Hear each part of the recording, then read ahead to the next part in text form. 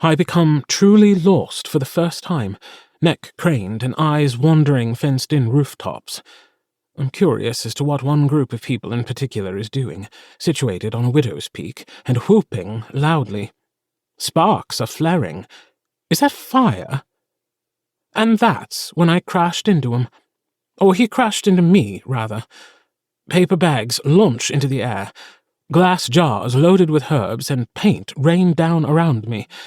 My ass plummets towards the ground. I brace myself and throw my arms back, slamming my eyes closed, but I don't make an impact with the stone.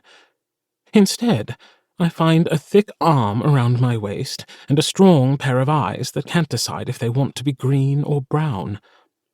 Air whooshes out of me, and time stops as I stare deep into them, right down to his soul, one that clearly does not remember me, but calls to my heart all the same.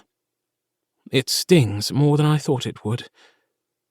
I briefly give the rather pissed-off barn owl circling above us a moment of attention, then I study his face once more. He's changed immensely since the last time we met. Dimples and laugh lines have been replaced by hard-set creases of worry and irritation. By the stars, I didn't even need to look for him. Once again, we're pulled together.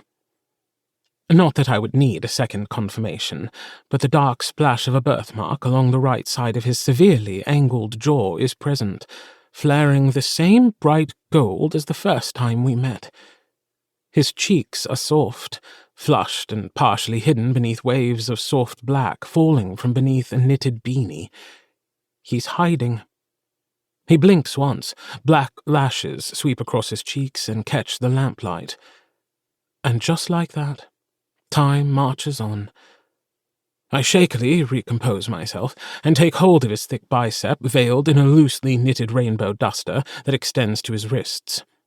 Underneath is an incredibly loose black tank top, revealing miles of deep brown skin. I pull myself to standing, and we separate by inches, but it takes another moment for his hard stare to leave me. During the seconds when the world stopped, his eyes never strayed from me. Searching.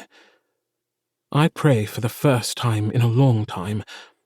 Even though I know they don't care about me, I pray that they allow him to remember me, just once.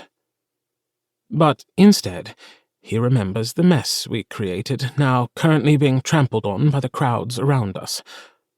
Watch where you're going, you know," he mutters in a rusty baritone, like he meant to come off as pissed, but instead it's quiet annoyance. I lock away my weeping heart and kneel down to help him, gathering glass jars full of paint that definitely should have broken and pads of paper that are now covered in footprints. I frown at the dirty prints. I don't remember the people here being so careless. I hand them to him, my fingers brush against his, which are stained with blue paint, and I receive a buzzing sensation in my fingertips. His eyes flick between our hands and the paper, as if I've tainted his things. His irises are a rich brown now, deep and near black, the hazel-green magic gone from them. We both stand and stare at the other. I apologize. I'm new to Levena.